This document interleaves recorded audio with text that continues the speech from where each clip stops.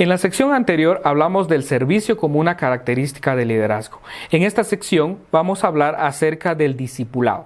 El líder de la iglesia debe ser consciente de un discipulado constante, no solamente en un sentido de relación con su Señor, sino también en el sentido de capacitar a las demás personas. Esto no aplica solamente para el liderazgo, sino para toda aquella persona que decida servir al Señor. Y por esa razón vamos a considerar 4 personajes que estuvieron al inicio del ministerio de Jesús y que respondieron al llamado del Señor para su servicio de forma inmediata.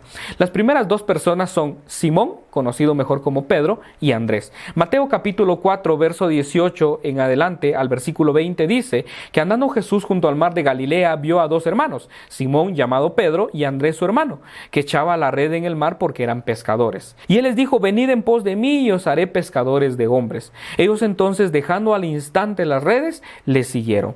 No se sabe cuánto tiempo Jesús estuvo predicando en Galilea, como dice Mateo 4:17, que estuvo predicando acerca del arrepentimiento. Sin embargo, señala que prácticamente recorría las aldeas, ciudades, y en cierta ocasión encontró a Simón y Andrés. Un pasaje paralelo a esto es Juan capítulo 1, verso 40 al 42, que dice: Andrés, hermano de Simón Pedro, era uno de los 2 que habían oído a Juan y habían seguido a Jesús.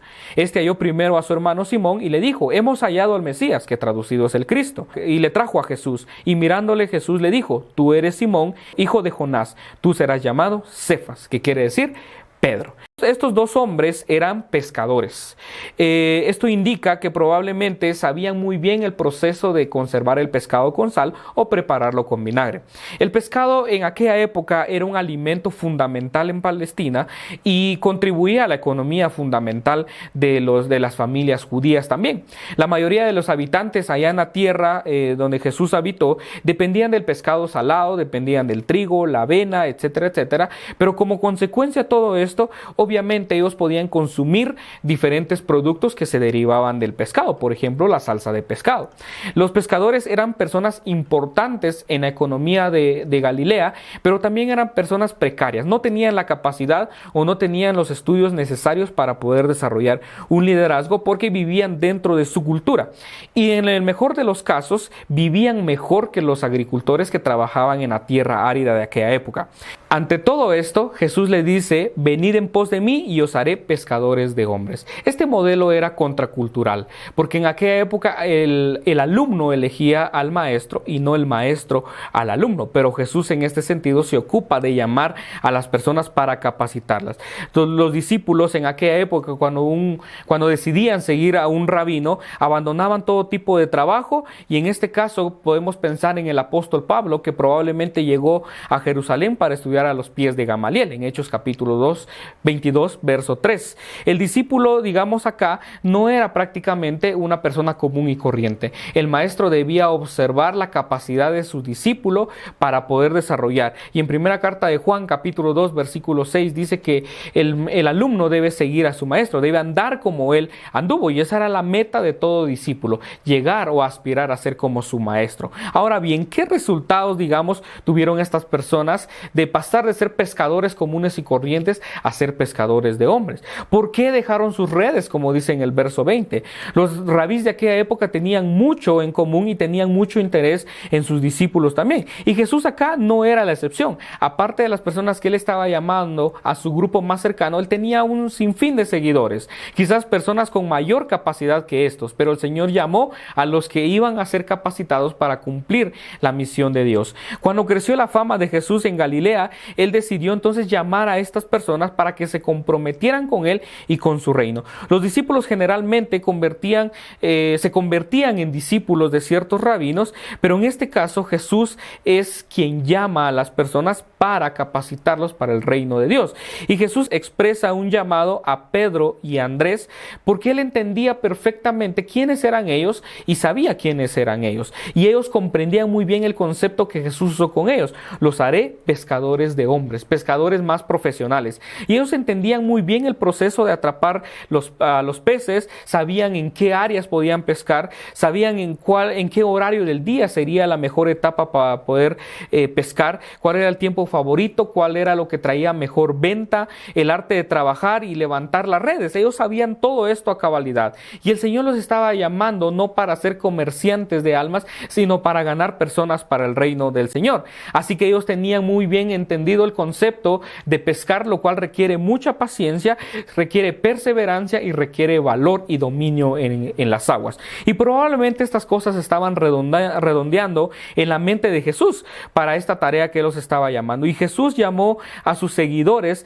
para que dejaran la forma de vivir, pero les mantuvo la idea en mente. Es decir, les ofreció una vida similar a la que estaban llevando, solamente que ya no sería para beneficiarse a ellos mismos económicamente, sino para beneficiar a otros con la salvación del Señor. Ahora, ¿qué tan grandioso tenían ellos para darle al Señor? No tenían absolutamente nada, simplemente tenían su vida. Como resultado a la invitación de Jesús, Pedro y Andrés, dejando al instante sus redes, le siguieron. Ellos dejaron su trabajo y sus herramientas para seguir a Jesús, pero esto no es obligatorio para todos los cristianos. Es decir, no debo renunciar a mi trabajo a tiempo completo para poder servir al Señor. Al contrario, debe ser un complemento servir en la iglesia como servir también a nuestro prójimo afuera.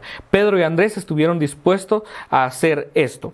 Ahora bien, otro de los personajes que vamos a recordar es el ministerio de Jacobo y Juan. Siempre en el Evangelio de Mateo capítulo 4, versículo 21 en adelante, el Señor también los llama. En el capítulo 4 de Mateo, versículo 21 y 22 dice así: pasando de ahí vio a otros dos hermanos, Jacobo hijo de Zebedeo y Juan su hermano, en la barca con Zebedeo su padre, que remendaban sus redes, y los llamó. El verso 22 dice: y ellos, dejando al instante la barca y a su padre, les siguieron.